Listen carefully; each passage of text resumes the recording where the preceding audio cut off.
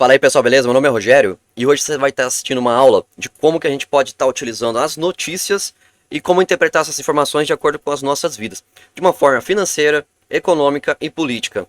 E para quem quer entrar no mundo dos investimentos, é interessante saber como diferenciar isso, principalmente para aquelas pessoas que desejam melhorar os seus conhecimentos sobre os ensinos de Wyckoff. Richard Wyckoff foi o cara que descobriu a manipulação de mercados financeiros lá um pouco antes da crise de 29, tá ok?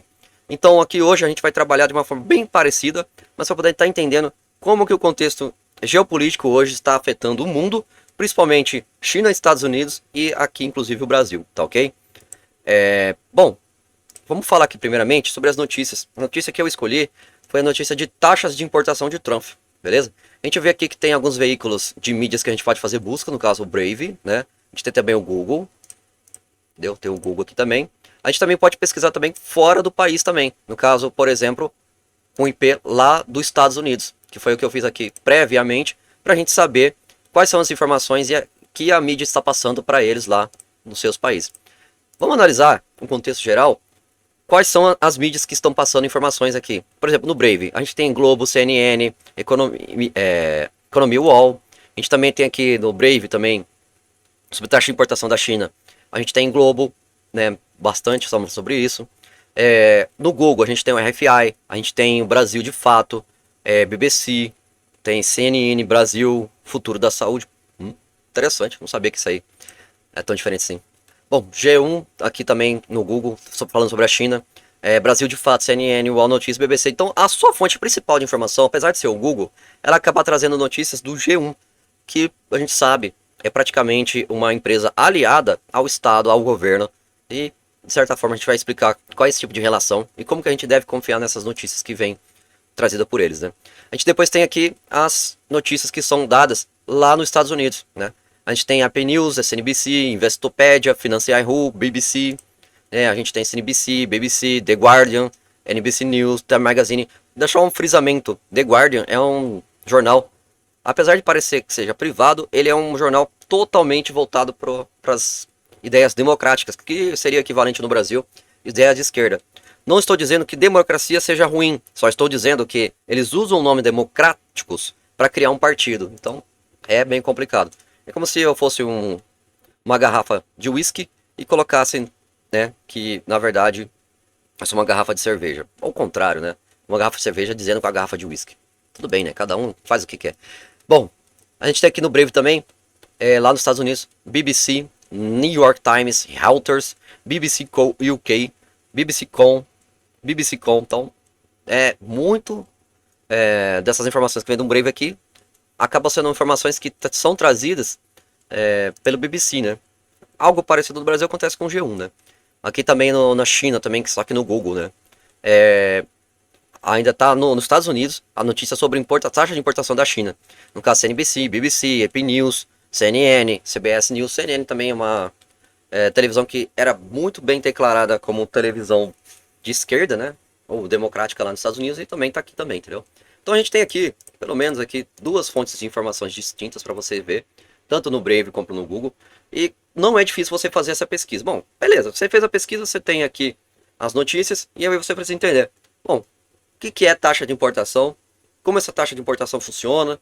Quem são os beneficiários com essa taxa de importação? E por aí vai, né? Os motivos delas existirem, essas coisas. Bom, a gente vai começar então utilizando o Gemini para a gente conseguir pegar essas informações. Eu sei as respostas de cabeça, mas eu não quero que você pegue a informação de mim. Eu quero que você veja como que é a Gemini, que é uma IA que foi triada, né? Treinada, no caso, para poder fazer essas informações chegarem de uma forma sem intervenção humana, né? Por assim dizer. Não sei se isso é verdade. Mas vamos lá. O que são taxas ou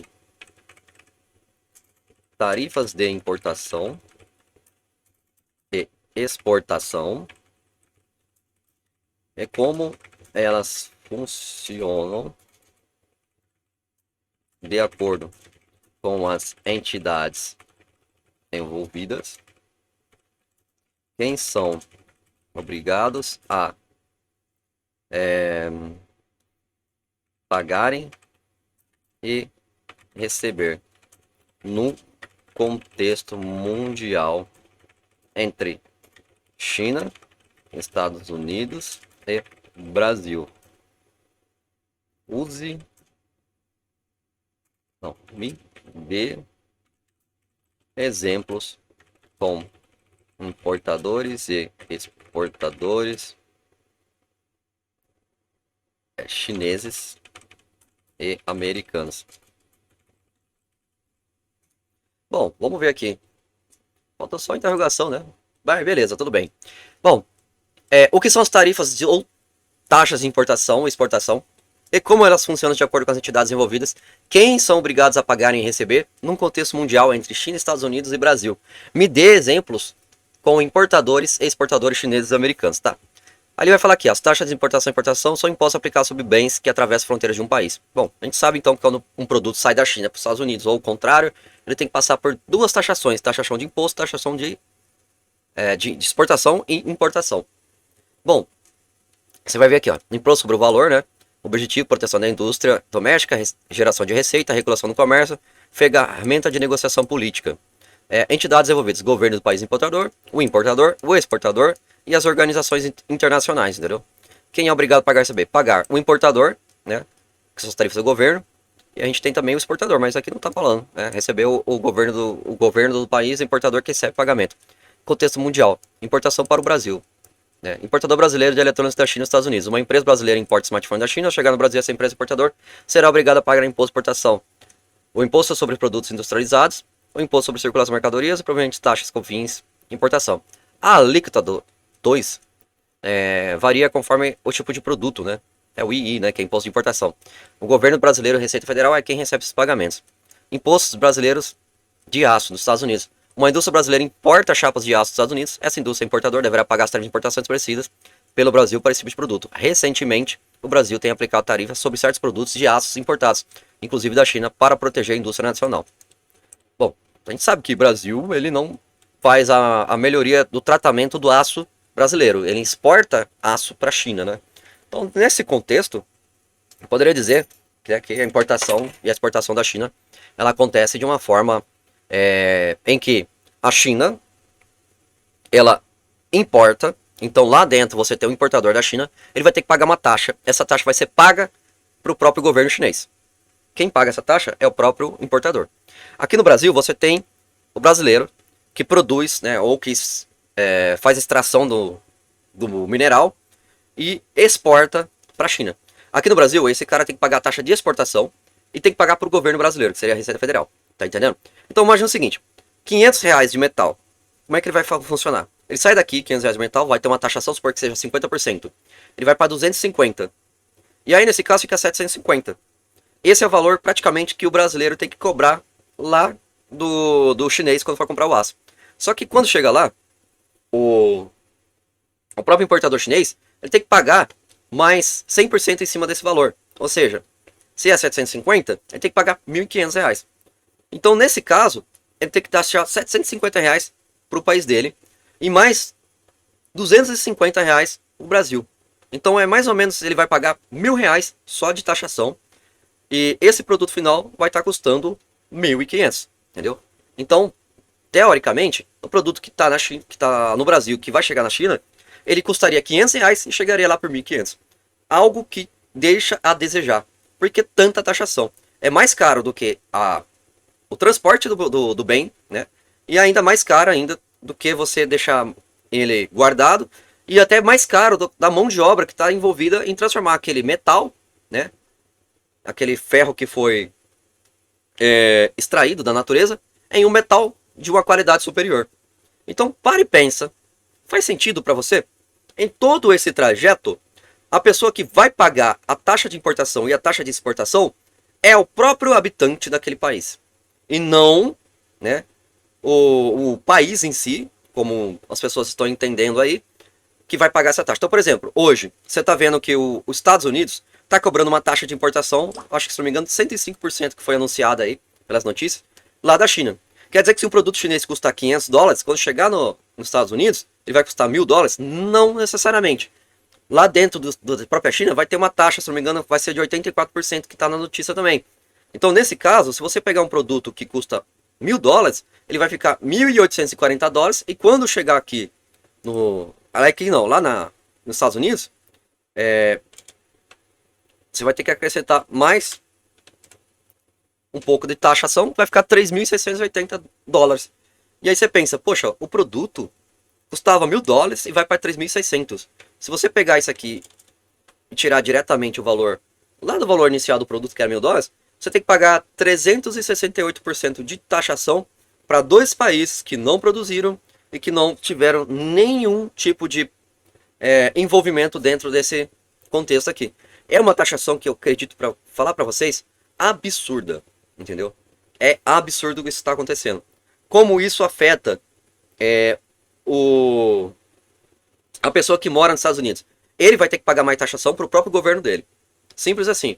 E além disso, vai ter que pagar uma taxação também para o governo lá da China, que afinal de contas o exportador vai cobrar, vai repassar isso aí para o importador americano. Beleza? Então, bom, a gente já entendeu que o americano, que é o cidadão americano, ele vai se revoltar com isso. Isso pode acontecer uma revolução, né? Ou até mesmo contrabando em relação a esse tipo de acordo comercial aí, entendeu?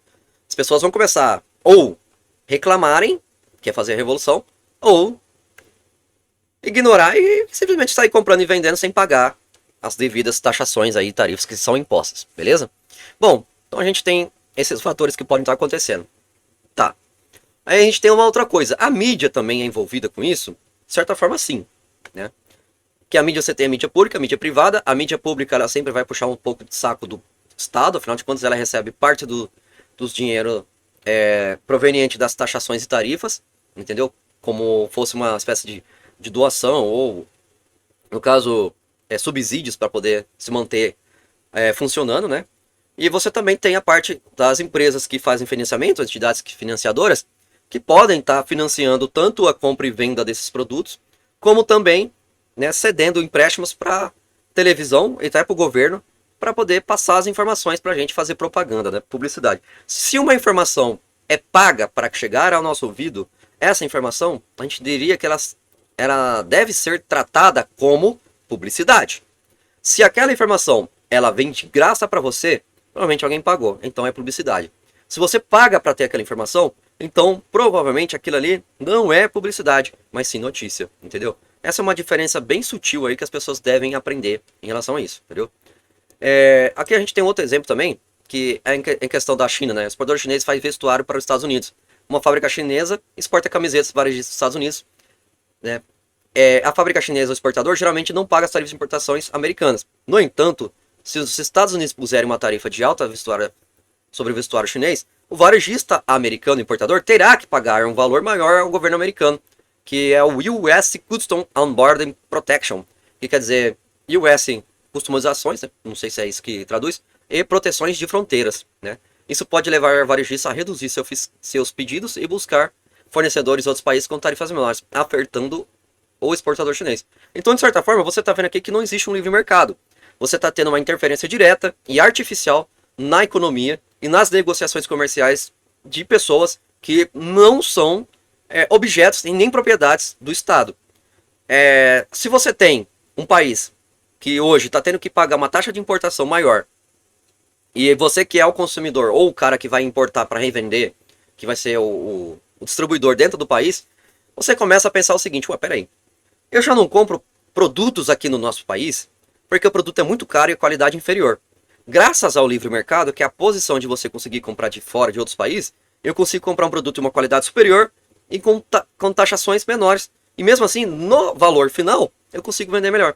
Acontece que agora vai diminuir a oferta e a demanda vai continuar a mesma. O que acontece quando você aumenta a oferta, diminui a oferta de produtos e a demanda continua igual? Você tem uma coisa chamada, que é o efeito aumento de preço. E nesse caso, o próprio importador e o produtor nacional vai aumentar o preço do seu produto. Isso ajuda ou atrapalha o consumidor americano, por exemplo? Atrapalha demais, entendeu? Porque fica cada vez mais caro. Isso controla ou não a inflação? Aumenta em muito a inflação, entendeu? Falar que você está protegendo a indústria nacional, na verdade você não está protegendo, você está beneficiando a indústria nacional. Proteção de indústria nacional não existe. É sempre proteção, né, que eles dizem, mas na verdade é beneficiar a indústria nacional, ignorando os cidadãos americanos, ou no caso brasileiros também se for no Brasil, ou chineses se for na China, entendeu? Então as taxas de importação e exportação, quando aumentam, elas afetam diretamente o mercado financeiro, né, o mercado comercial também. Porque o mercado financeiro, sabendo que os produtos aumentaram, eles podem aumentar também as taxas de empréstimos que eles fazem para essas pessoas que vão fazer importações. Normalmente o cara vai importar, ele só vai receber o dinheiro depois que o cara comprar dele. Então ele pega dinheiro emprestado, compra da China, paga todas as tarifas, chega no país dele, ele vai lá e revende para outra pessoa e recebe esse dinheiro e paga o banco, entendeu? A gente chama esse processo de alavancagem comercial, ou alavancagem de importação, ou até mesmo exportação. O exportador também pode fazer isso também. Lá na China também você tem dinheiro que entra como empréstimo para o cara conseguir produzir e depois exportar esse produto. Ele pode pagar esse produto quando a pessoa definitivamente consumir lá no país que está sendo exportado o produto, entendeu? Então isso afeta diretamente também essas pessoas. E o banco, né, que no caso seria a entidade financeira que vai emprestar o dinheiro, ele também vê a oportunidade de emprestar mais capital ainda. Acontece que algumas pessoas veem, pô, se eu estou tendo que pagar mais caro por importar produtos, e as pessoas estão pegando mais dinheiro emprestado para poder fazer mais importação e mais exportação, o que eu que tenho dinheiro parado vou fazer? Eu vou aumentar a taxa e vou dar o dinheiro para a entidade financeira, para o banco, para que ele possa emprestar dinheiro e eu ganhar mais dinheiro ainda, entendeu? Então, em vez de eu como importador importar, eu pego o meu dinheiro, travo ele, vou lá, empresto para quem quer importar e deixo que a pessoa faça importação. Ela que vai tomar os prejuízos, afinal de contas, ela que vai ter que fazer a melhor busca pelo preço dentro do mercado. E quando eu ver que realmente estão pagando mais caro pelo produto, aí eu deixo de fazer empréstimos e começo a voltar a me tornar um importador de novo. Então eu mudo a minha posição no jogo, do comercial, a partir do momento que eu vejo onde dá mais lucro. Se você está vendo que as pessoas vão comprar menos, elas vão poupar dinheiro. Poupando dinheiro quer dizer que vai ser mais dinheiro, mais oferta de capital para poder fazer empréstimo. E isso também vai fazer com que o dinheiro que está sendo dado como oferta de capital para empréstimo também diminua suas taxas de empréstimo também. E aí você tem aquele equilíbrio. Claro que toda vez que o Estado intervir, aumentar as taxas de importação e exportação, aumentar a taxa dos juros de empréstimo, ou até para quem vai fazer empréstimo ou quem vai receber empréstimo, acaba afetando a decisão das pessoas de investirem ou não em determinados mercados, seja comercial ou seja mercado financeiro, beleza? Então você entende aqui mais ou menos como funciona isso. A exportação para os Estados Unidos, por exemplo, exportador americano de aeronaves para a China. O fabricante de aeronaves vai vender aviões para a companhia chinesa. A fábrica americana, que seria o exportador, não paga as tarifas de importação chinesa, claro, porque ele, afinal de contas ele está exportando. Mas a companhia de aérea chinesa, o importador, é responsável por pagar as tarifas de importação em estabelecimentos pelo governo chinês de aeronaves. Então, a China tem que pagar a taxa de importação que a China impõe. Já os Estados Unidos não cobra a taxação de produtos exportados. Por isso que o americano não vai precisar pagar, entendeu? O exportador americano de milho para o Brasil. Então o cara vai lá, ele produz o milho lá nos Estados Unidos e exporta para o Brasil. O produtor de milho americano exporta sua produção para o Brasil, o produtor americano ou exportador não paga imposto por importação brasileiro. Uma empresa brasileira, ração animal importador, é quem paga as tarifas do governo brasileiro, entendeu? Então é assim que funciona. Então mesmo que os Estados Unidos não cobre, alguns países cobram, por exemplo, o Brasil. Se você vai exportar algum produto, você tem que pagar a taxa de exportação aqui para o governo brasileiro. Quando chegar lá no outro país, o cara que vai pegar o produto, ele tem que pagar a taxa de importação também. Então, de certa forma, se até esse momento você não entendeu que somos escravos desse sistema, então eu acho que aqui já tem bons argumentos para você entender que realmente sim, escravo desse sistema. Como que é usado o capital arrecadado através das tarifas ou taxas de importação e exportação em seus respectivos países? Responda de forma geral.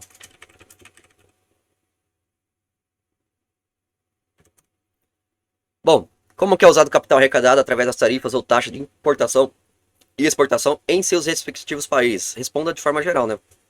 Bom, você tem a receita geral do governo, a proteção da indústria doméstica, a compensação de setores afetados, a redução de outros impostos, financiamento de acordos comerciais, investimento em infraestrutura comercial, né? Isso aqui tudo em relação ao dinheiro que é a destinação dele, né? Então, se o governo vai pegar o dinheiro, vai ir para o governo, ele pode ser utilizado para a proteção da indústria nacional. No caso, o que seria indústria nacional no Brasil, por exemplo, seria a Petrobras, uma empresa pública e nacionalizada. Não estou falando aqui que o teu comércio vai ser protegido com isso, que afinal de contas ele não vai. entendeu? A compensação de setores afetados, entendeu? Então você tem alguns setores que podem ser afetados com isso, o governo pode chegar a usar esse dinheiro para compensar, né, a perda deles. Você acha que realmente isso acontece? Cara, acredito que isso só acontece quando você é amigo do Estado. Bom, redução de outros impostos, né? Em algumas situações, o governo pode utilizar a receita tarifária para reduzir outros tipos de impostos cobrados da população ou das empresas, buscando equilíbrio de carga tributária. Cara, isso aqui eu acho que não acontece, mas é uma ideia de que poderia estar acontecendo. Financiamento de acordos comerciais, né? A gente pode usar a receita para poder financiar, né? Relacionar algum acordo comercial, né?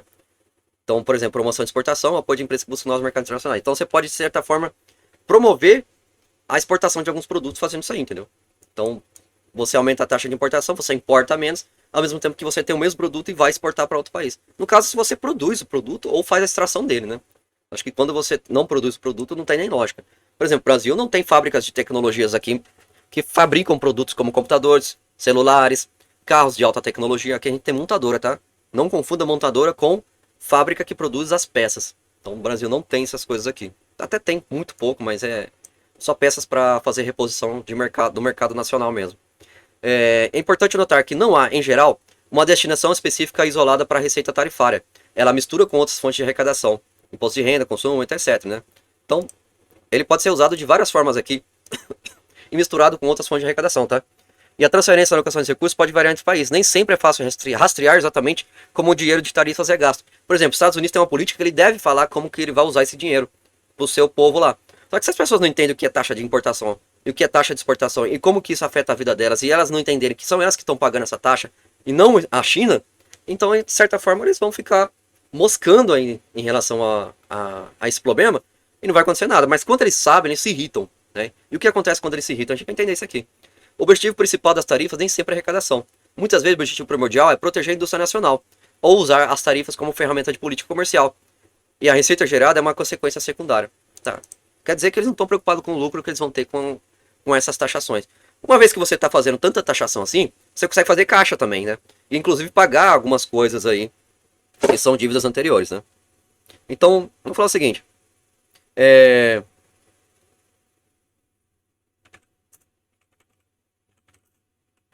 As receitas obtidas das tarifas de importação e exportação podem ser usadas para pagamentos de dívidas públicas. Isso é interessante saber, né? Eu acho que ela pode, né? Sim. As receitas obtidas das tarifas de importação e exportação podem ser usadas para pagamentos de dívidas públicas. Como mencionado anteriormente, o mecanismo geral é a arrecadação, né? A agência alfandegária do país, por exemplo, a Receita Federal no Brasil, ou S Custos, no caso na China e nos Estados Unidos, né? Elas vão pegar esse capital e vão transformar em um mecanismo de arrecadação para poder passar para o governo, né? E aí elas podem pagar dívidas? Claro que pode, né? Com certeza, se tem dívida, vai pagar a dívida pública delas. Aí, em comparação ao Tesouro, esses recursos são então transferidos ao Tesouro Nacional, onde se juntam com outras fontes de receita de governo, como imposto de renda, consumo, etc. Então você, por exemplo, pode pegar esse capital proveniente, né, das tarifações e comprar Bitcoin, por exemplo, e colocar ele no Tesouro Nacional. Né? Por exemplo, os Estados Unidos pode fazer a compra larga, né, de Bitcoins aí para poder ter um capital de reserva, né, de reserva de valor, entendeu? É interessante, eu acho que para todas as pessoas deveriam entender isso aí, para começarem a fazer também sua própria reserva de valor.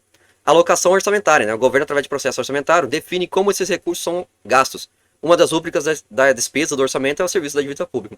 Então é o seguinte, você vai ter que fazer um orçamento, saber o que você precisa gastar e ver o quanto que você vai gastar com determinadas ações. Por exemplo, eu preciso gastar 1 milhão, mas eu só tenho meio milhão. Então eu vou colocar prioridade em certas coisas e depois fazer alguma forma de arrecadar mais capital para poder conseguir pagar aquele outro meio milhão que falta do meu orçamento, entendeu? Então é assim que funciona uma prefeitura, por exemplo. Depois ela arrecada dinheiro, capital, através dos deputados estaduais, né, que vão receber o repasse do governo federal, né, que seria o próprio presidente que vai repassar esse capital, entendeu? Então é assim que o dinheiro chega para nossas prefeituras, né? Considerações importantes. Não há vinculação automática. Geralmente não existe uma lei que determine que uma receita tarifária seja exclusivamente destinada ao pagamento da dívida. Ela é apenas uma fonte de recursos que pode ser utilizada para essa finalidade. Então, por exemplo, você pode até falar, bom, eu estou conseguindo pegar capital, aumentei a quantidade de capital que eu estou conseguindo pegar através das receitas e tarifas. Então eu consigo pegar empréstimos melhores com alguns bancos ou entidades financeiras. Por exemplo, Ah, eu não tenho um plano financeiro muito bem definido, mas eu consigo aumentar a quantidade de impostos aqui. Foi definido como lei, a gente aumentou, né? O Senado e Câmara de Deputados não derrubaram, né, o meu ato. Então, simplesmente, né, eu posso pegar e usar isso para poder conseguir pegar mais capital emprestado para poder conseguir pagar e sanar minhas dívidas ou até mesmo criar novas dívidas aí, entendeu? Para poder fazer alguns investimentos, né? Aí, consideração, não há vinculação automática. Então, tipo assim, você não é obrigado simplesmente pegar dinheiro e pagar a sua dívida, né? As prioridades governamentais, primeiro você tem que ver quais são as prioridades governamentais, tem que saber o que é orçamento, o que é prioritário e o que não é, né?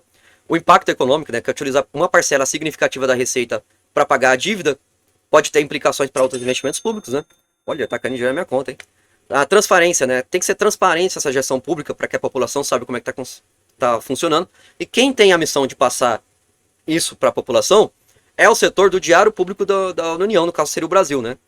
E também, né, a própria mídia tem que passar essa informação para a população, né? Então, quando aumenta a taxa de importação ou exportação, de certa forma, quando a mídia passa essa informação, o que é esperado de um consumidor inteligente, por exemplo, os americanos, é que eles se revoltem com a estratégia usada pelo governo. E que o governo, pelo menos, passe para a população o porquê de fazer essa estratégia de aumentar as taxas de importação. O que acabaria acarretando em, né, em mais uma população totalmente irritada com seu governo, né? Então, vou perguntar isso aqui, ó.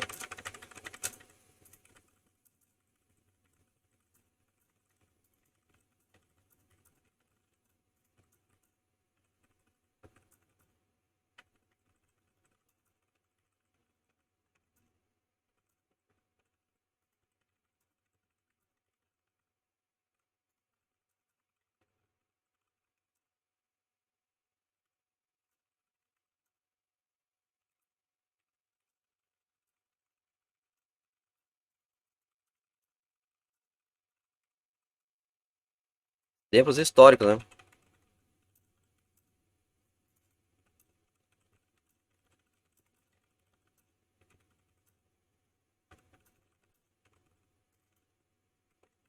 Que tipos governos aumentaram as taxas de importação e exportação. Então a gente tem aqui a ideia, né? O que acontece aqui? Eu fiz uma pergunta até que foi tendenciosa, mas eu já tá querendo procurar saber essa questão de contrabando e revoluções, que é as coisas mais comuns que pode acontecer, né? Eu já falei sobre isso no começo. O que acontece quando a população se revolta com o aumento de tarifas de importação e exportação? É possível existir contrabando e revoluções? Por favor, me dê alguns exemplos históricos nos Estados Unidos e ex-China, quando seus respectivos governos aumentaram as taxas de importação e exportação. Bom, quando a população se revolta com o aumento de tarifas de importação e exportação, uma série de consequências podem ocorrer, que vão desde protestos pacíficos até formas mais extremas de descontentamento, como o contrabando e, em casos raros, revoluções. A reação da população depende de diversos fatores, incluindo a magnitude do aumento das tarifas, o impacto econômico sobre diferentes grupos sociais e a percepção de justiça ou injustiça da medida, e o contexto político e social geral do país, né? Você tem lá a possibilidade de contrabando e revoluções. Contrabando. A elevação significativa das tarifas de importação pode tornar os bens importados muito caros, criando um incentivo para o contrabando. Indivíduos e organizações podem buscar rotas ilegais para introduzir mercadorias no país sem pagar as taxas, visando lucrar com a diferença de preço. O aumento do contrabando pode prejudicar a arrecadação do governo e a indústria doméstica, além de alimentar a criminalidade. É considerado crime o contrabando. Mas, de certa forma, a gente entende que, através do contrabando, as pessoas vão conseguir capital e comprar armas com isso, entendeu? A partir desse contrabando, a gente pode imaginar o seguinte: se os caras têm armas, estão insatisfeitos com o governo, e o governo começa a pressionar eles tanto a ponto de que eles são quase obrigados a desistir, se eles não quiserem desistir, eles acabam entrando para poder ajudar na revolução. É um negócio que é interessante você saber disso, né? A revolução pode acontecer sem isso, mas você não tem uma população armada, você não tem uma população que possui uma forma de brigar contra o Estado através da violência, entendeu? Não tem jeito, conversar já foi. Conversar não tem, até esse momento aqui, não tem como conversar mais. Se o cara aumentou a taxa e você falou, oh, eu não quero, vamos fazer protesto pacífico, não resolveu, não adianta. E ainda mais você prender a sua população, né? Que nem o nosso governo aqui do Brasil faz, né? Prender a população, você causa revolta, né? E como a gente não tá tratando aqui de situações comerciais, mas sim políticas, né, aqui no Brasil, então contrabando não vai existir. Mas se fosse comercial, provavelmente existiria, tá? Revoluções, né? Embora seja raro, O aumento drástico e impopular de tarifas, especialmente em um contexto de dificuldades econômicas generalizadas, podem contribuir para a instabilidade social e política, em casos extremos, a alimentar movimentos de revolta ou revolução. Principalmente, cara, pensa o seguinte, quando o governo é de esquerda, ele adora fazer uma revoluçãozinha, entendeu? Então, quando o governo é de direita, né, por exemplo, a gente tem lá os republicanos nos Estados Unidos, eles podem começar a meter a mão, a começar a criar uma revolução, mas para uma revolução acontecer, precisa estar armada, entendeu? Então a própria esquerda, o Partido Democrático, ele pode financiar isso, entendeu? Tô dando um frisamento aqui para isso, porque isso pode ser comum, tá? Em alguns países, principalmente aqui da América do Sul, a gente não precisa falar quais são os países, isso já acontece, tá? Então a gente pode alimentar movimentos de revolta ou revolução. Isso é mais provável de ocorrer quando a população percebe que o aumento das tarifas agrava significativamente suas condições de vida, beneficia uma pequena elite ou é imposto de forma autoritária sem considerar a opinião pública. O que é a opinião pública, né, cara? Normalmente ela é dada pela mídia, né? E a gente pode falar da mídia daqui a pouco aqui pra gente poder estar entrando nesse assunto. Exemplos históricos, né? É importante notar que as tarifas raramente são a única causa de grandes revoltas ou revoluções, mas pode ser um fator contribuinte significativo, especialmente quando combinadas com outras queixas econômicas e políticas. Por exemplo, Estados Unidos aqui, ó, a Revolução Americana. O que aconteceu no final da Revolução Americana? A gente teve o quê? Bom, né? A gente pode pensar que teve a independência dos Estados Unidos, né? Foi antes ou foi depois? Vamos ver aqui, ó. Embora não tenha sido causada unicamente por tarifas, a imposição de impostos e taxas pela Grã-Bretanha sobre as colônias americanas, como o Stamp Act, Imposto do Selo, ou Tonshed Acts, que taxavam diversos bens importados, gerou grande ressentimento e foi um catalisador importante para a Revolução. Os colonos viam essas taxas como injustas, impostas sem sua representação no parlamento britânico, levando ao famoso slogan: sem taxação, sem representação. No taxation without representation. Nenhuma tributação sem representação. Protestos, boicotes, eventualmente conflitos armados marcaram essa época. Tá? A gente pode pensar, né? Qual foi o resultado da Revolução Americana, né?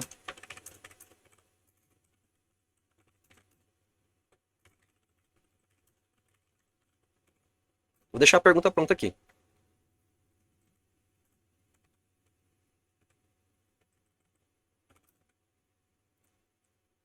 Vou deixar a data certinha aqui.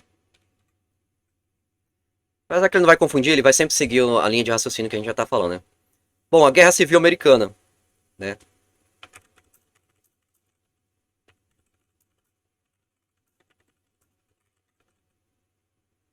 Você vai começar a perceber, cara, que essas revoluções, elas acabam se tornando um artifício para tomadas de poderes de outros partidos opositores, né? Em alguns casos aí, ou até mesmo a independência de países que eram colônias.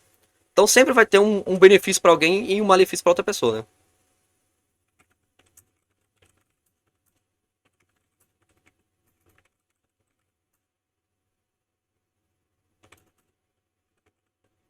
Tarifa Smooth Hawley. Tá aqui a pergunta, né? Então a gente tem aqui também a Grande Depressão da tarifa de Smoot-Hawley. Embora não tenha levado a uma revolução, a aprovação da tarifa Smoot-Hawley, que levou drasticamente as tarifas de importação dos Estados Unidos, é amplamente considerado um erro econômico que exacerbou a Grande Depressão. A medida provocou retaliações tarifárias em outros países, levando a uma queda acentuada no comércio internacional e um aprofundamento da crise econômica. Houve um grande descontentamento público com as políticas do governo da época. Para pensar que 1929 foi a grande crise mundial aí, acredito que principalmente nos Estados Unidos. Em 1930 os caras vão lá e aprovam a taxa de importação, visando proteger a indústria nacional, tá? O que aconteceu logo em seguida, 15 anos depois? Praticamente terminou a Segunda Guerra Mundial, né? Então vai entendendo como é que é o negócio. Então, tipo assim, se você não concorda com alguma coisa e tá dentro do país, costuma ter uma revolução ou até mesmo uma guerra civil. Agora, se quando você toma o poder, você chegou no poder, o que acontece logo em seguida? Uma guerra entre países, que seria uma guerra militar entre duas fronteiras. Cara, e tudo por causa dos acordos comerciais. E você acha que isso aí não é problema nenhum aumentar as tarifações, né? Então fica esperto.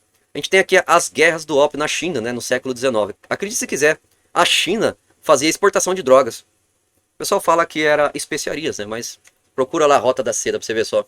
E procura saber sobre a exportação de ópios na China, passando pela Índia e também o deserto árabe também, e outros lugares para a Europa, né? Acredite se quiser. A ideia de vender drogas não veio de agora, né? Isso aqui é antigo pra caramba. Hoje eles estão vendendo de cocaína, né? Maconha e outras coisas, mas guerra do ópio também sempre existiu. Acredito que ainda existe ainda, né? De certa forma, a gente só tem uma mudança aí do qual tipo de droga eles vão estar utilizando, né? Embora o foco principal fosse a questão do comércio de ópio, as tentativas da China de restringir a importação da droga por comerciantes britânicos levaram a conflitos armados, né? As tarifas e o controle de comércio eram elementos importantes nas relações entre a China e as potências ocidentais na época. As derrotas chinesas resultaram em tratados desiguais que impuseram tarifas baixas aos bens ocidentais e abriram portas ao comércio estrangeiro, gerando ressentimento e contribuindo para o enfraquecimento da dinastia Qing. Isso no século XIX, cara. Isso aqui foi bem depois aí da descoberta do Brasil, né? Porque a gente sabe que o Brasil foi descoberto por causa que Pedro Calvo Cabral queria chegar nas Índias, queria pegar as especiarias. Olha que legal, né? Será que ele ia buscar droga? Eu acredito que sim, minha opinião. Sincera, desculpa eu estar dando minha opinião nesse vídeo aqui, mas não deveria. Acredito que sim. Movimentos anti-estrangeiros, né? Século XIX e XX. Vários movimentos na China, como a rebelião Taiping e a rebelião Boxer, tiveram entre as suas causas a insatisfação com a crescente influência estrangeira, incluindo o controle do comércio e as tarifas impostas pelas potências ocidentais após as guerras do ópio. Esses movimentos refletiam um profundo ressentimento popular contra a exploração econômica e a perda da soberania.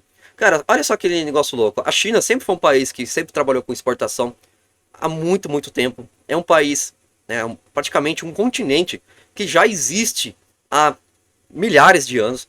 Muito antes aí de Jesus, já viram o Egito, já viram Jesus e várias outras civilizações caírem e levantarem.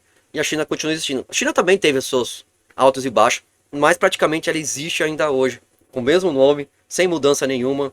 O governo mudou um pouco, você teve guerra civil, tem várias coisas. Então é bem legal você entender como é a história da China, porque não é muito diferente do resto do mundo, mas ela sobrevive, ela mantém a essência dela patriota de continuar se chamando China. Isso é importante, tá? Exemplos recentes, contemporâneos, né? Nos tempos modernos, aumento significativo de czarias pode levar a protestos de setores específicos da economia. Importadores, exportadores, indústrias dependentes de insumos importados e potencialmente um aumento do contrabando. As reações da população geralmente se manifestam através da pressão política, lobby, manifestações e, em alguns casos, desobediência civil. Desobediência civil é quando a lei existe, você tá cagando pra ela, entendeu? É muito comum isso acontecer num país onde você vê que aonde deveria existir a justiça, que já é monopolizada, funcionando de forma justa, ela funciona de forma injusta e ainda beneficia os bandidos. Então a desobediência civil é a forma mais comum das pessoas conseguirem se protestar, porque afinal de contas é um protesto que você faz sem depender de outras pessoas, é sozinho, né? A probabilidade de uma revolução em resposta a tarifas elevadas em países com sistemas políticos relativamente estáveis é baixa, mas em contextos de grande estabilidade econômica e política, a insatisfação com as políticas comerciais pode ser um fator a mais de tensão. Então, de certa forma, você teve tensões dentro dos países americanos, europeus, chineses, brasileiros e outros países. E essas tensões fizeram com que as pessoas começassem a pensar em um tempo de guerra. Isso pode ocasionar uma guerra tanto civil como uma guerra mundial. Aqui o brasileiro ele não pensa numa guerra com seus compatriotas, por exemplo, Paraguai, Uruguai, Argentina, Venezuela, eles não pensam. Você pode perguntar, o brasileiro não se preocupa com uma guerra disso aí, mas uma guerra civil sim, o brasileiro se preocupa bastante. Você pode perguntar para quem entende um pouco mais do que está acontecendo no país, né? Pode perguntar para pessoas de esquerda, pessoas de direita, não se identifica antes de perguntar, para depois você não ter uma resposta diferente do que você imagina, porque a pessoa vai ficar com medo de responder, né? Em resumo, a revolta popular contra o aumento de tarifas é uma possibilidade histórica, com exemplos notáveis onde as políticas tarifárias contribuíram para agravar tensões, em alguns casos, para catalisar grandes mudanças políticas, e o contrabando é uma consequência mais direta e comum de tarifas elevadas. A reação da população depende do contexto específico de cada país e da magnitude do impacto das tarifas sobre as suas vidas. Vamos fazer aquela pergunta que nós queríamos fazer, né? Qual foi o resultado da Revolução Americana, o resultado da Guerra Civil Americana e da Revolução da Grande Depressão, tá? O resultado, né, mais significativo foi a declaração e reconhecimento da independência das 13 colônias da Grã-Bretanha. Os Estados Unidos da América nasceram como uma nova nação soberana. Acredita-se que se quiser, mas até o chá foi taxado pela Grã-Bretanha, que depois se tornou o Reino Unido, ou hoje conhecido também como Inglaterra, né? Estabelecimento de um sistema republicano e federalista.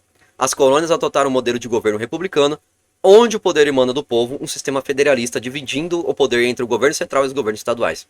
Beleza? O poder emana do povo, mas não é do povo realmente, é a população. Porque a população é considerada escrava. O povo é o povo que controla o estado regional, né? O estado territorial, ou até mesmo o estado federal.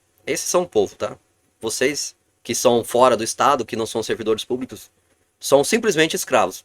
É mais um argumento para você entender que você é um escravo aí, se você ainda não acredita que é.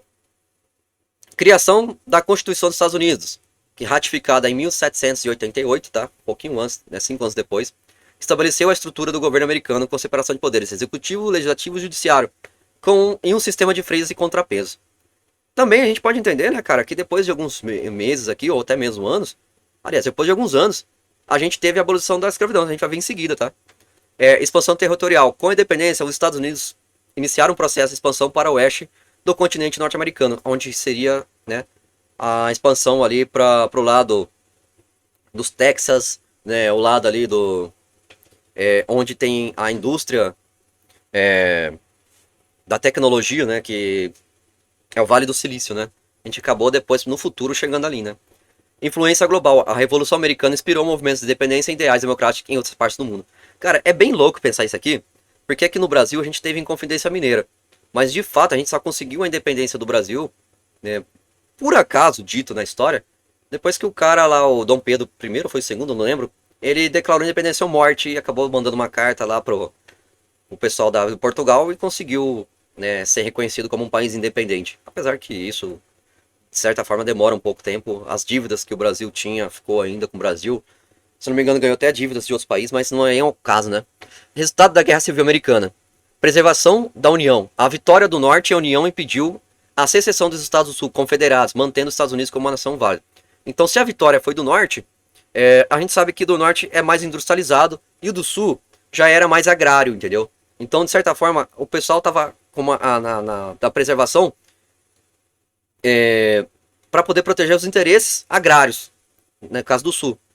E, no caso do Norte, os interesses eram mais comerciais, né? Que era a fabricação de manufaturada, entendeu? E aí tem aquele contexto tanto de importação e exportação também envolvido aqui, tá? Por isso que eu falo acordos comerciais aí também foram feitos também em relação a isso. A gente tem aqui a abolição da escravidão, né? A guerra levou à abolição da escravidão em todo o território dos Estados Unidos, formalizado pela terceira emenda da Constituição.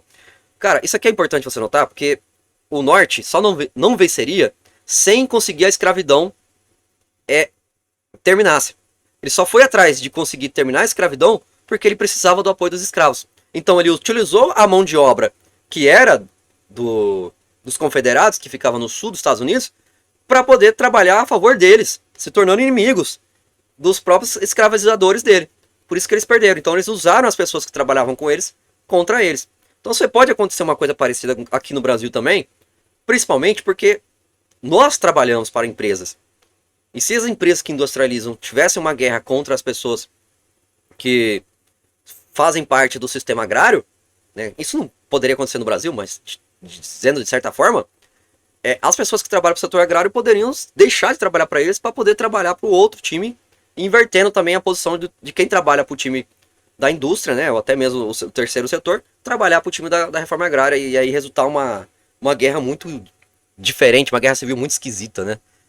Não, a gente não vai entrar muito em detalhes, isso aqui é só pensamento do que poderia estar acontecendo no Brasil, mas aqui no Brasil, guerra civil aqui eu acho difícil, a população não é armada, né? Fortalecimento do governo federal. O poder do governo federal foi significativamente fortalecido em relação aos estados. Então o governo federal ele acaba se tornando um poder que hierarquicamente comandaria, né, de certa forma, um pouco mais forte os estados, apesar dos estados terem um pouco mais de poder de decisão de criar suas próprias leis, né? É um pouquinho mais livre do que no Brasil, tá? A reconstrução do Sul. Vou falar um pouco do Brasil nessa questão aqui do fortalecimento do governo federal, porque no Brasil a gente tem a intervenção militar e a intervenção federal. A intervenção federal ela é causada pelo intrometimento, né, pela decisão do presidente e do STF, tá? Então o Supremo Federal, ele pode, que é um setor da justiça brasileira, ele pode, junto com o governo federal, que é o setor executivo, tanto judiciário como executivo, e também até o legislativo, que seria o Senado e a Câmara de Deputados, poderiam decidir fazer uma intervenção federal. O que seria uma intervenção federal? É quando um estado ou uma prefeitura, ou um município, né, seria uma prefeitura ali, o município não consegue controlar a sua parte territorial, e eles acabam tendo que enviar uma força tarefa para poder fazer esse controle, que é trazer de volta esse controle para essa prefeitura, ou para esse município, ou para esse estado, entendeu? É comum acontecer isso no Rio de Janeiro.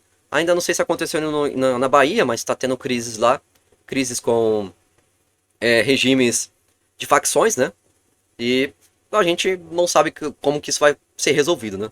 Eu sei que quando tava o Temer, ele autorizou, né, que fossem soldados enviados lá para o Rio de Janeiro. Então a gente sabe que o STF, que na época foi decidido com o Lewandowski, né, eles tinham um certo poder sobre os militares e usou a força militar porque o próprio presidente atribuiu esse poder para ser utilizado, entendeu? Cara, é uma coisa bem complicada. Se eu não me engano, foi até o próprio Lewandowski que fez a direção dessa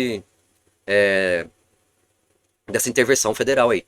Ele tem até um livro falando sobre isso, então inclusive ele fala sobre a união dos países para criar uma confederação aqui sul-americana, como se fosse um acordo comercial, né? Onde a gente poderia ter um único exército aqui na América do Sul e se tornar mais forte. Cara, eu acho que isso aí só fortalece o tamanho para crescer ainda mais do Brasil e vai deixar que a população tenha menos poder ainda, transformando praticamente em escravos ainda mais, né? Então a gente já tem que pagar tanto imposto, imagina como é que vai pagar um exército que vai estar se movimentando por todo esse território sul-americano aqui. É muita coisa, né? Fora as intervenções aí que podem estar acontecendo aí, caso a gente tenha aquele conceito de desobediência civil, né?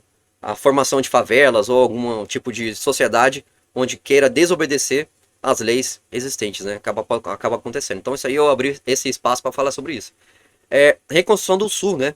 O período pós-guerra foi marcado pela reconstrução do Sul, uma tentativa mais complexa e muitas vezes conturbada de reintegrar os Estados Confederados à União e de estabelecer novos direitos para os afro-americanos, né?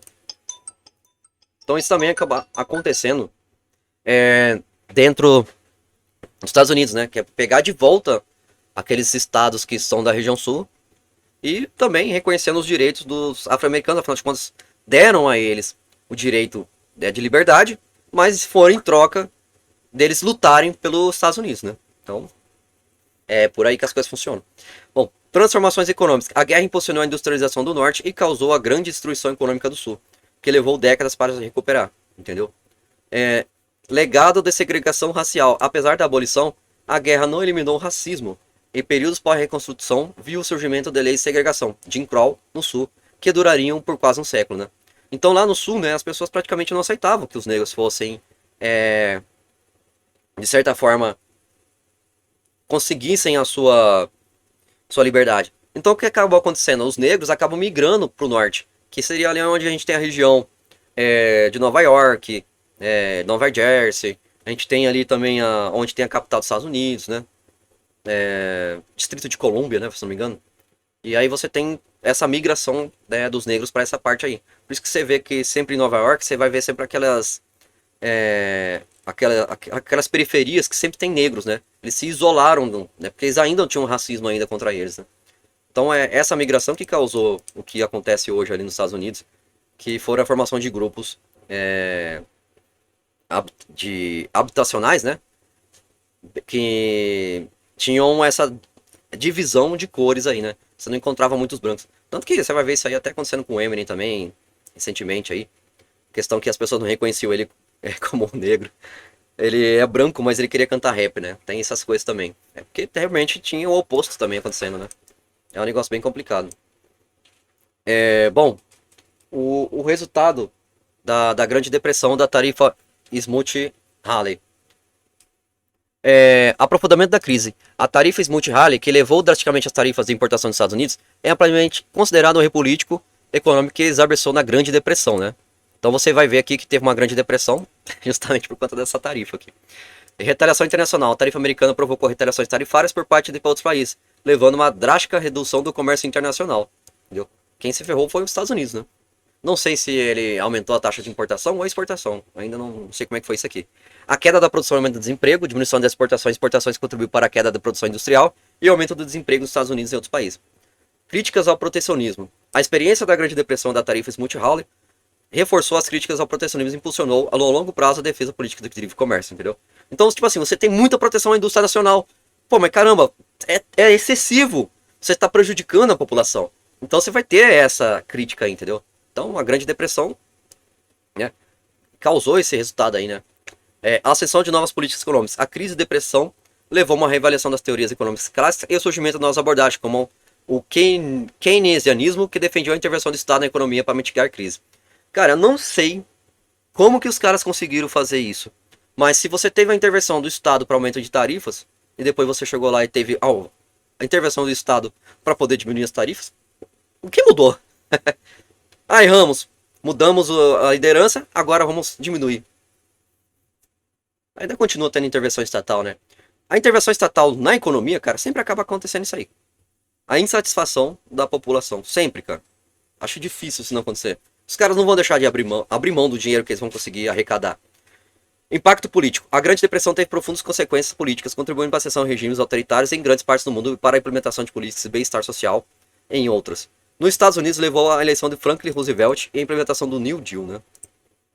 Bom, a gente está aqui praticamente com 50 minutos de vídeo. Vamos continuar aqui. Eu vou falar sobre a mídia, né?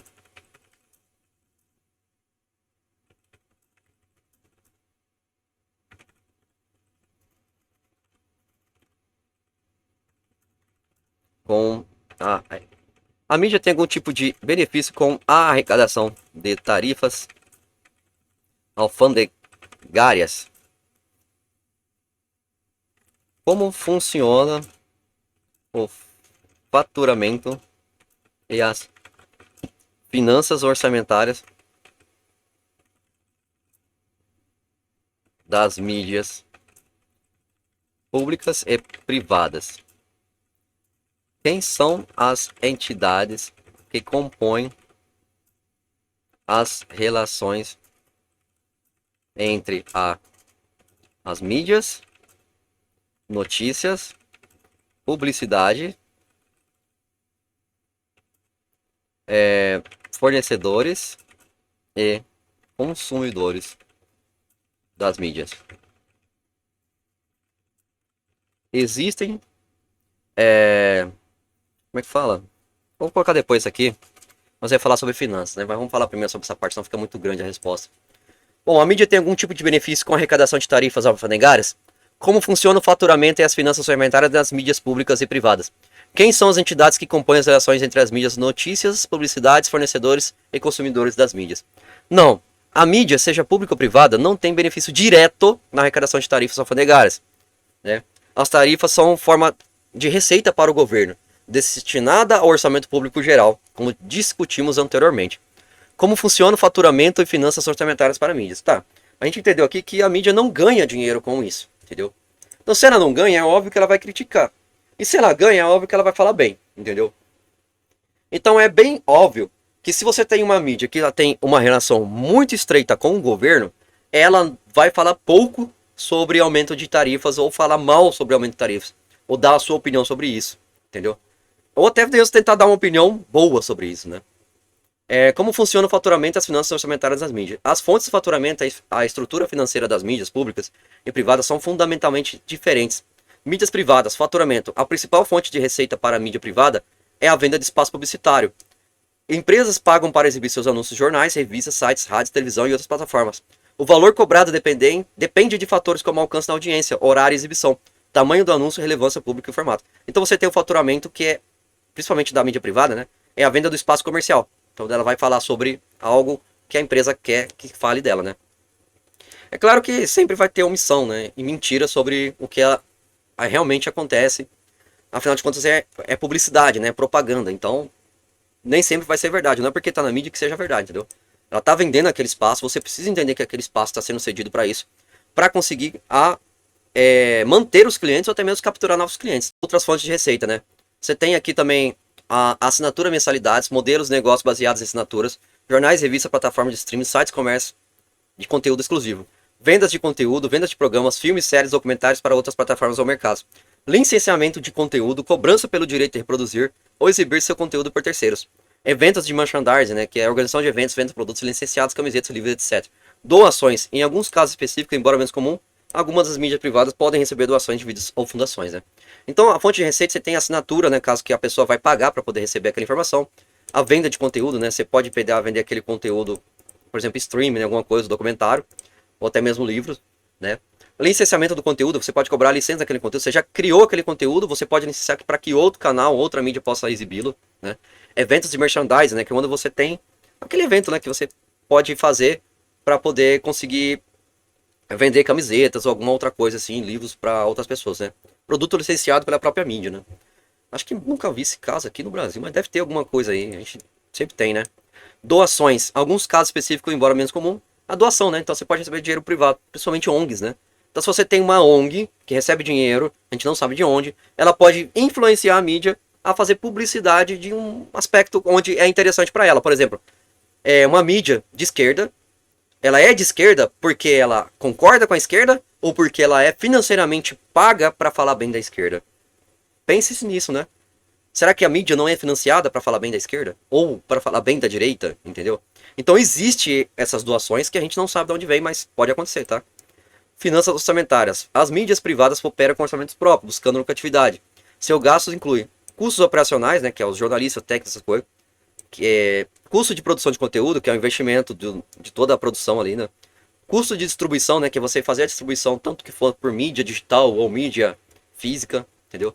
Custo de marketing, né, que é promover o serviço, né? Você ainda promover ainda mais a sua revista, ou o seu telejornal, ou o seu canal, entendeu? Isso acontece também no YouTube com algumas mídias independentes, né?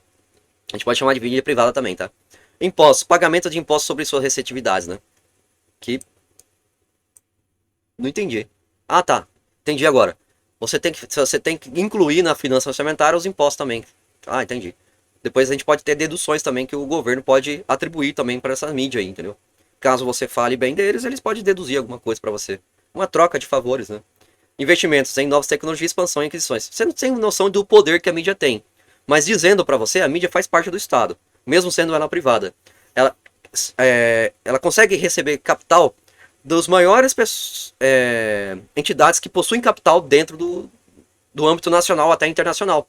Nesse caso, a mídia ela pode receber dinheiro tanto da indústria, como de instituições financeiras, como ONGs, e também até do próprio governo. Então, você não vai receber dinheiro de pobre, ou até mesmo ter a venda e assinatura e mensalidade ali da revista, ou até do canal ali para você acessar. Né? Por exemplo, aquele canal membros no YouTube, ou qualquer outra coisa parecido. É um canal fechado, site fechado para você ter que pagar uma assinatura. Isso não vai dar lucro suficiente para eles, entendeu? Então, sabe de onde entra mais dinheiro, é normalmente assim, né? Mídia pública, faturamento, financiamento orçamentário. A principal fonte de financiamento para a mídia pública é o orçamento do governo. Os recursos geralmente vêm de impostos pagos pela população e em alguns casos pode existir outras fontes complementares, como taxas específicas, como a taxa de radiodifusão, paga diretamente pelo cidadão. Por exemplo, lá nos Estados Unidos, não, desculpa, lá na Inglaterra, né, que é o Reino Unido, tem uma taxa que depois vai custear, se não me engano, a BBC, né? O cidadão paga, é obrigatório a pagar e vai para eles. É uma cobrança meio que tipo assim, ó, esse dinheiro é destinado para vocês. Fora outro capital que pode vir também. Só que a qualquer momento o governo pode chegar e falar assim, a gente vai cortar isso aí. E se cortar isso aí, o que acontece com aquela mídia? Isso acontece, cara, que eu falo pra vocês, é sempre vocês pensar dessa forma. Sempre pensar dessa forma. Existe monopólio da mídia? Sim, existe. Mesmo que exista algumas concorrências, existe monopólio da mídia. Existe monopólio da justiça? Sim. Existe monopólio do Estado? Sim. Então se você tem esses monopólios, você vai ver que sempre existe uma panelinha de pessoas ou panelinha de entidades que sempre vão se beneficiar com as decisões do governo, tá bom? Então esquece que alguém aqui está preocupado com o seu bem-estar. Essa é mais uma forma de você descobrir que você tem um argumento bom para entender que você é um escravo, né? A venda de conteúdo e licenciamento. Bom, essa aqui é aquela ideia, né? Por exemplo, produzir uma novela, eu licencio ela para outra emissora. Pode acontecer também, né? Patrocínios, apoios culturais de empresas e instituições, desde que não comprometa a independência editorial, né? Você pode ter patrocínio, né, de outras de empresas, né? Aqui fala que tem a empresa, né, pública, né, a mídia pública tem que ter independência editorial. Ela pode receber dinheiro, patrocínio, alguma coisa, mas jamais ela vai poder perder essa independência. Ou seja, imagine que você tem a Lei Rouanet, ela praticamente ela entrega dinheiro que foi do capturado, né, arrecadado através dos impostos e manda para televisão, para mídia. Então, você não tem que pedir nada em troca. Ainda tem que manter a independência editorial. Então, mesmo que o Lula dê dinheiro para a Globo tem que continuar falando bem dele. Não deveria ter mencionado a Globo, mas é um exemplo que vocês podem conhecer aí, né? Finanças orçamentárias. As mídias públicas operam com orçamentos definidos pelo governo ou por um conselho administrativo específico. Seu objetivo principal não é o lucro, mas sim fornecer serviços de informação, educação, cultura, entretenimento e interesse público. Seus gastos incluem custos operacionais, custos de produção de conteúdo, distribuição e investimentos, entendeu? É a mesma coisa que a gente falou da empresa privada nesse ponto, entendeu? Então a gente já viu a diferença. Empresa privada trabalha mais com capital vindo de empresas de publicidade. Empresa de mídia pública, normalmente ela vem com dinheiro que vem diretamente do Estado, do governo. Quem você acha que são as empresas maiores no nosso país, por exemplo, no Brasil? É justamente as empresas que trabalham com capital de dinheiro público. Por quê? Porque eles arrecadam bastante. De certa forma, você pode imaginar que você paga imposto, esse imposto é revertido para o Estado, que é revertido para a mídia mentir para você continuar pagando imposto. Então você paga imposto porque você tem um sistema que te obriga a ficar pagando imposto sempre. Se você cortar essa relação, você vai pagar menos imposto, mas só que jamais você vai conseguir imaginar o Estado perdendo o poder da mídia. Ele quer manter a voz, ele quer manter o que pode ser ou não dito, né? Por isso que existe aquele Ministério das Comunicações, para poder regular o que pode ou não ser falado. De certa forma, você já pode entender que isso aí seria uma censura. Já acontece há muito tempo. Mas só que hoje a gente está vendo um pouco mais forte, porque para eles, que são parte do Estado, já é comum. Para nós já não era. Então a mídia independente, que são as pessoas que estão no YouTube, nas redes sociais, elas conseguiram trazer pra gente informações que a gente não tinha. Que no Brasil existe censura, assim, há muito tempo e sempre houve, né? Mídias, produtos de conteúdo, mídias públicas, emissoras de rádio, televisão estatais, agências de notícias públicas, plataformas ativas do governo. Mídias privadas, né? Empresas de televisão, rádio, jornais, sites, notícias, coisas assim, entendeu? Notícias, você tem conteúdo jornalístico, tem mídias, produtores de conteúdo, você tem publicidade, anunciantes, né? Que é empresas de marcas, agências de publicidade, plataforma. Então você tem as publicidades, que são os anunciantes também, que vai estar dentro dessas mídias. Os fornecedores, né? Que são empresas de tecnologia. Elas fornecem software, hardware, infraestrutura. Você tem produtos de conteúdo terceirizados, você tem agência de talentos, você tem empresas de pesquisa e audiência, você tem gráficas para mídia impressa, né? Você tem consumidores de mídia, é o público em geral e os segmentos de audiência. Então, tipo assim, como é que é composto as pessoas, as entidades que compõem a mídia, né? Então você tem a própria mídia, que são produtores de conteúdo. Aí você tem o conteúdo de notícia também. Você também tem o conteúdo de publicidade. São 3 segmentos que estão dentro da mídia, né? Esses 3 segmentos a gente pode entender que eles são combinados, né, relacionados com os produtores de notícias, né, os agentes que vão buscar a notícia ou receber a notícia, e também aqueles fornecedores que vão pagar as publicidades, por exemplo, de uma marca, né? Por exemplo, a Coca-Cola, a Brahma, Skol, que hoje já não está passando mais na televisão, mas antigamente tinha. Então você tem todo esse conteúdo aqui. E lá embaixo a gente tem os consumidores. E lembre-se de uma coisa, é uma frase muito importante. Se você paga para receber a informação, você está recebendo notícia. Se você não paga, você está recebendo publicidade. Então, quando alguém te diz o que é notícia e você recebeu de graça, não é notícia, é publicidade. Simples assim, entendeu? E quando a mídia ela atinge um público geral, que principalmente a mídia pública, ela acaba trazendo uma notícia de uma forma que pode mudar a vida dessas pessoas, e se essa foi a intenção. Então isso é estrategicamente pensado para que o Estado consiga ainda manter o seu poder, tá? Então, certas notícias jamais você vai ver na televisão. Simples assim. Então você tem a interação dessas pessoas assim.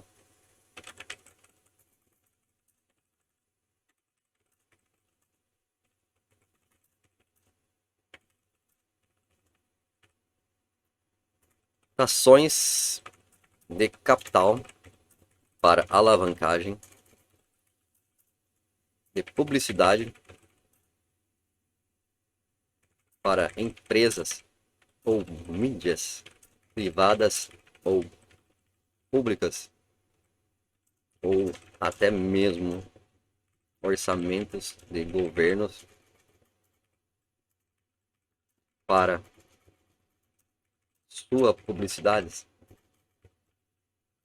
Eu vou falar publicidade, porque isso aqui não é notícia, tá?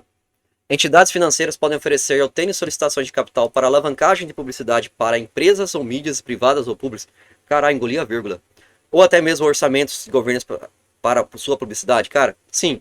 Entidades financeiras podem oferecer frequentemente e oferecem diversas formas de capital para alavancagem de publicidade para empresas, mídias privadas e em alguns casos até mesmo orçamentos de governos destinados à publicidade. Essas ofertas podem vir de forma de empréstimos, linhas de crédito, financiamentos e instrumentos financeiros. Para as empresas e mídias privadas, empréstimos e linhas de crédito, bancos comerciais e outras instituições financeiras oferecem empréstimos e linhas de crédito especificamente para capital de giro, que podem ser utilizados para financiar campanhas de publicidade e marketing. O critério de aprovação geralmente envolve a análise da saúde financeira da empresa, seu histórico de crédito e a projeção do retorno sobre o investimento em publicidade. Então, tipo assim, eles vão emprestar o dinheiro. esperando que no futuro ele consiga pegar esse dinheiro de volta, né? Então, se você não entende como isso funciona, seria interessante você entender como funcionam as finanças. Se eu tenho, por exemplo, uma empresa e eu comecei ela agora, preciso de capital para poder fazer publicidade do meu produto. Eu vou entender que a minha produção eu gastei 100 mil. A publicidade eu vou gastar 1 milhão. Então, nesse caso, eu poderia entender que meu produto eu tenho que vender ele por 1.500.000 mais ou menos, esses produtos aí. E nesse caso, esse dinheiro arrecadado vai servir para poder pagar o empréstimo que eu fiz para poder conseguir fazer publicidade do produto. Então, de certa forma, o produto não é caro só pelo fato de que ele tem valor agregado a ele. Mas porque muitas vezes esse valor agregado é puramente publicidade. E essa publicidade acaba ficando caríssima demais para um produto que não vai entregar tanto. E aí depois você vai vendo que outras empresas poderiam construir o mesmo produto de forma mais barata. Mas graças a uma proteção do Estado, né, que é aquele protecionismo que ele usa, diversas formas de ele fazer isso, causa que aquela empresa vai ficar extraindo mais capital das pessoas durante um bom tempo, entendeu? Então, você vai entender que dessa forma seria uma panelinha, né? Mas é assim que funciona, né? Financiamentos específicos. Algumas entidades financeiras podem oferecer financiamentos com finalidade específica para ações de marketing e expansão da marca. Então, por exemplo, eu vou financiar um filme, mas esse filme aqui tem que passar a minha marca. Eu quero que você passe o logotipo da minha empresa aqui ou fale do meu banco em algum momento. Então, isso pode acontecer, tá bom? Então, ele pode selecionar o que ele vai fazer específico para isso, para aquilo, entendeu? Então, tem várias coisas aí. Cartões de crédito empresariais. Cartão de crédito corporativo pode oferecer benefícios como programas de recompensa ou linhas de crédito que podem ser usados para despesa de publicidade. Cara, você tem um cartão de crédito empresarial que você vai lá e usa para poder pagar o marketing da sua empresa. É claro que esse cartão de crédito empresarial tem um bom capital, tá? Não dá, publicidade é muito caro.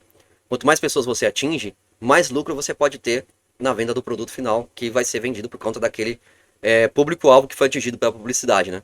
O financiamento específico, cara, você pode até pensar o seguinte: uma entidade bancária ou uma entidade financeira financiar um filme que vai falar mal de um certo governo que ele não gosta, entendeu? Porque aquele governo cria leis que atrapalham o seu negócio, entendeu? Então isso pode acontecer bastante, tá?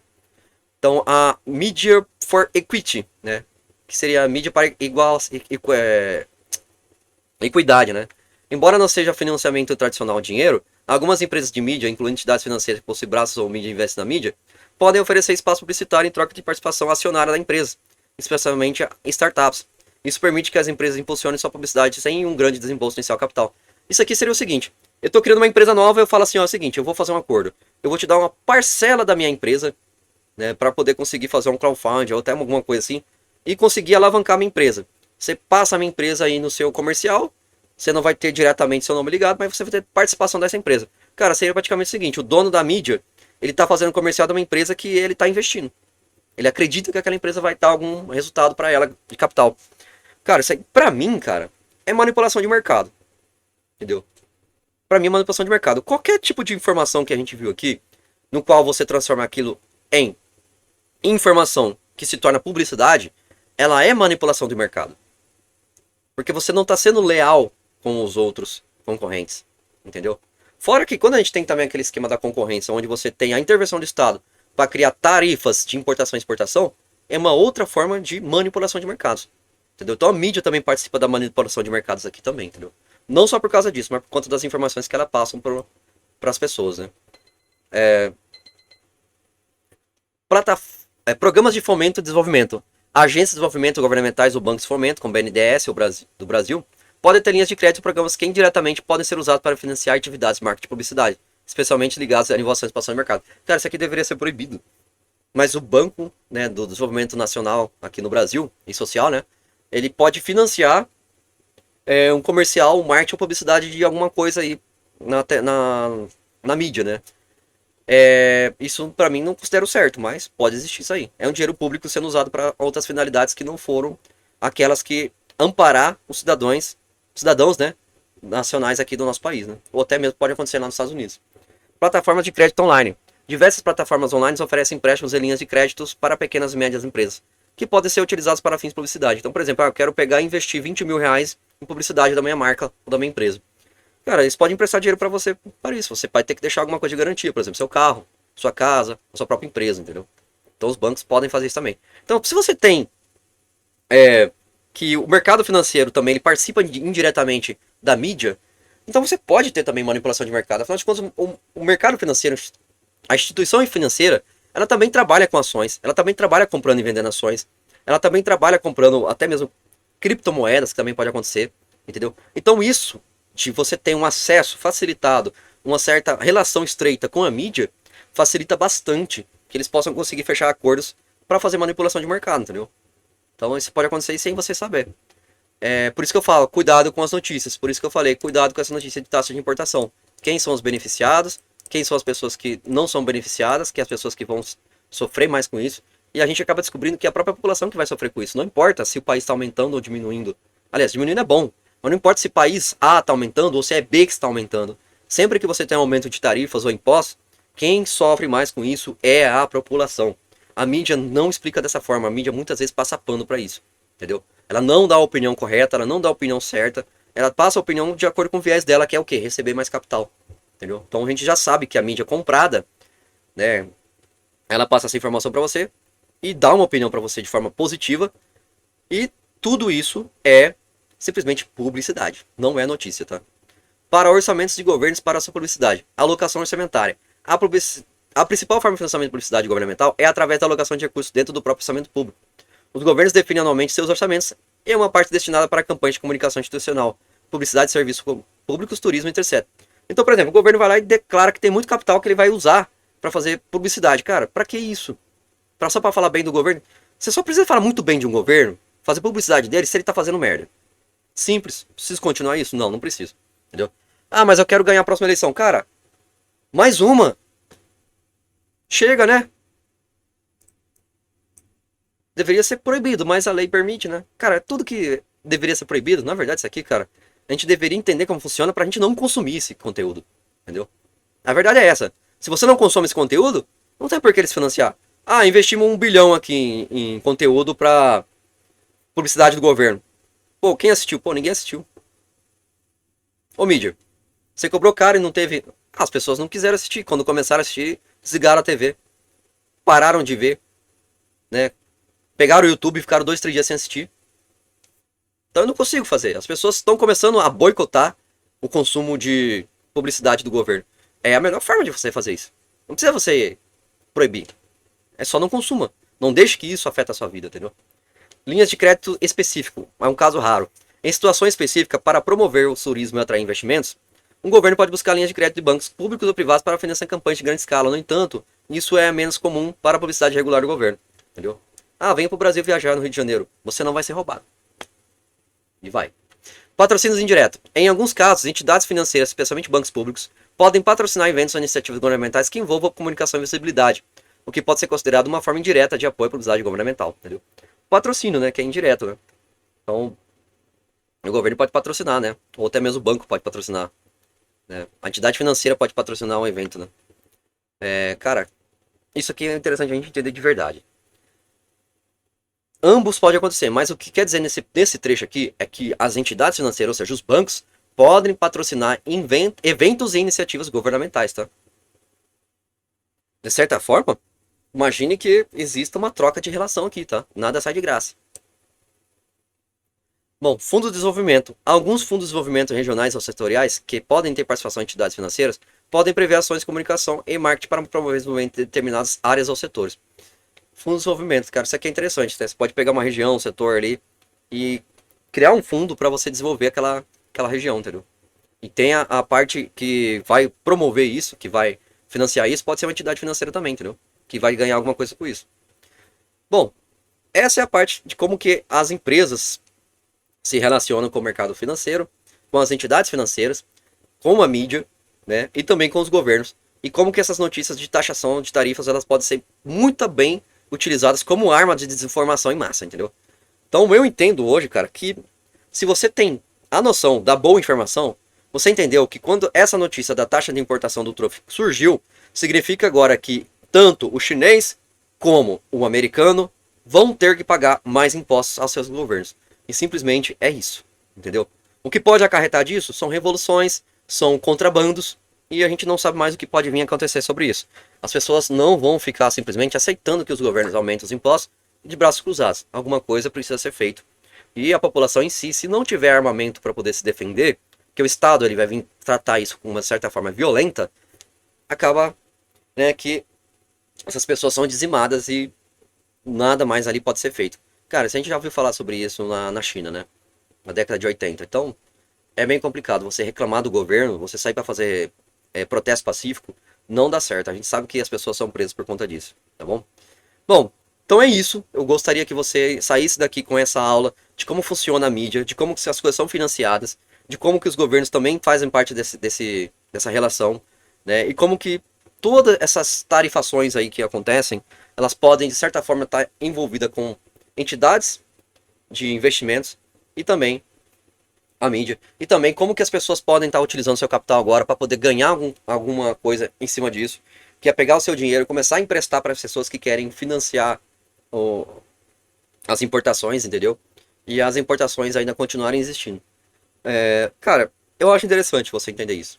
Se você não gostou disso, se você achou muito ruim, não posso fazer nada, entendeu?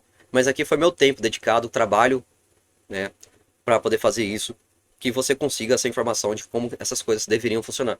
Façam, aprendam a fazer esse tipo de pesquisa também, entendeu? E aqui a gente tem as notícias aqui, né? A gente não precisa ler as notícias, a gente já sabe que se aumentou vai ser ruim, se baixou vai ser bom, entendeu? Tudo que fala no texto simplesmente é só para poder você acreditar na narrativa que eles estão colocando aí, para você ver o que é de bom nisso, o que é ruim nisso. Cara, eu até me nego a ficar lendo essas coisas, porque se eu ficar, eu já li, porque se eu fico lendo isso aqui, eu fico cada vez mais irritado o quanto eles tentam passar pano para esse tipo de atividade. Ah, mas você é contra o Trump, então você é a favor do Lula. Não. Eu sou contra o Lula, eu sou contra o Trump, eu sou contra o Bolsonaro, eu sou contra qualquer tipo de governo em que você tenha que obedecer a um terceiro. Você não tem que declarar obediência a ninguém, cara. Simplesmente a gente tem que ter uma relação de respeito. Respeitamos o governo nos respeita. Se eles têm a monopólio da justiça, façam a justiça de forma plena e de forma que seja apoiar a sua população, entendeu? Em geral, principalmente, e a simplesmente punir aquele que, não aquele que cause crime contra o Estado, mas aquele que cause crime contra a sociedade. Aquele que tire de um pai de família, né, que tire de uma empresa, aquele cara que passa a fazer extorsão, golpes. A gente tem profissões que deveriam ser marginalizadas, que nem a prostituição, o tráfico de drogas, as pessoas que consomem drogas também, entendeu? Já que você quer proibir o tráfico, proíba também, né? Comece também a tratar as pessoas que consomem como criminosos também, porque não é justo que só o traficante se ferre, enquanto que o usuário normalmente é um filho de um policial, ou até filho de um juiz, e ele não tenha nenhuma punição, entendeu? Às vezes até o cara mesmo é um juiz, até mesmo o cara é uma pessoa que é um servidor público. Eu conheço alguns servidores públicos que usam drogas, mas não é problema meu, o problema é deles. Cada um faz o que quer com a sua vida, entendeu? E a prostituição, que também é uma forma que atrai muita coisa errada. Atrai extorsão, atrai estelionato. As meninas acham que elas têm o poder de fazer o que quer com a pessoa. Ela usa as leis para poder tirar vantagem dos homens, entendeu? Então tudo isso, cara, deixa, né, uma sensação de que o Estado não funciona, a justiça não funciona, as pessoas começam a fazer desobediência civil, começam a ignorar o Estado e começam a procurar outros meios para poder conseguir ganhar o seu dinheiro. E muitas vezes esse dinheiro vai ser através da importação de produtos e revenda deles, entendeu? E quando você começa a aumentar os impostos para esse tipo de produto, o que acaba acontecendo é contrabando, essas pessoas acabam tendo que se marginalizar, tem que usar armamento, tem que usar mais equipamentos de segurança, tem que ficar enfrentando policiais, sendo que é uma atividade que não precisava estar desse jeito, sendo que o próprio responsável por isso é o próprio Estado. Até o próprio policial, ou até o cara que vai lá e vai tentar prender o cara que está fazendo contrabando, ele considera que a culpa daquele contrabando que está acontecendo é da população, mas não é. A população não tem armamento, justamente para poder não precisar entrar em conflito contra o Estado. Mas o Estado tem que entender a sua posição, mas ele não vai entender. As pessoas que compõem o Estado só estão preocupadas em salário. Tanto o policial, como o juiz, como o cara que é deputado, que é senador, que é presidente, esses caras só se preocupam com eles, cara. Os ministros do STF, só com eles. Então isso, cara, tá causando uma coisa que daqui a algum tempo pode vir a se tornar uma guerra civil ou uma revolução, entendeu? E por conta desse contrabando que vem acontecendo, principalmente por conta dos produtos chineses, vai acontecer o quê? Essas pessoas vão ter armas. Porque já que ela está no contrabando, já que ela está no meio errado, não tem por que ela deixar de comprar uma arma, entendeu? Não adianta você achar que, mas a arma é proibida, quem está vendendo é os CACs, quem está vendendo é as polícias. Existe lucro, então vai existir alguém que venda. Existe demanda, então vai existir oferta. É simples assim. Não vai haver vendedores de armas nem drogas se não existir quem consuma, né, cara? É simples assim. Quer acabar com o contrabando? Abaixe os impostos. Quer acabar com o tráfico de drogas? Regule as drogas, entendeu? Coloque lugares onde as pessoas possam consumir as drogas, né? Elas paguem pelos erros delas, elas financiem os próprios erros delas, entendeu? Não o Estado que tem que financiar a saúde, a educação ou qualquer outra coisa dessas pessoas, nem a segurança delas. Elas mesmo têm que fazer isso aí. Elas têm que entender que ela está abrindo mão, né, disso quando ela faz isso. Então, tudo isso, cara, é um sistema. E não adianta eu falar que, vou falar de notícia A ou B ou qualquer outra coisa. Tudo tem que estar relacionado. Quem não entende isso, cara, quem fala que uma coisa não tem nada a ver com a outra, e simplesmente o cara é tapado, cara, não dá pra conversar. Já vi gente de esquerda fazendo isso e gente de direita fazendo isso, por isso que eu não tô nem aí pra quem é gado político de outro político aí. Não quero nem saber, tá bom? Bom, espero que tenham gostado. Valeu, um grande abraço pra vocês. Tchau, tchau. Vamos aqui desligar aqui o nosso OBS Studio, né? Meu nome é Rogério. Hoje é dia 10 de abril de 2025, são 13 horas, não, 15 horas e 52 minutos, horário de Brasília. Valeu!